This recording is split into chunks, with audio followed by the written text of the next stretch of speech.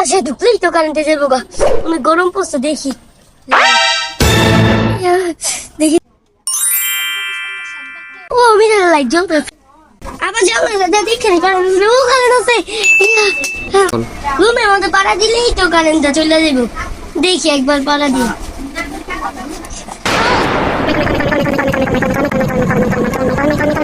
Current নাই, current নাই, current নাই, কারেন্ট চলে গেছে, কারেন্টটা চলে গেল। কত আশা নিয়ে ঘরের মধ্যে ঢুকলাম, আর এই কারেন্টে চলে গেল। আমার বাইরে যাই তো দেখি কারেন্টটা আসছে। আমার কারেন্ট আছে, আবার একটু পাড়া দিয়ে দেখি তো। কারেন্ট নাই, কারেন্ট নাই, কারেন্ট নাই।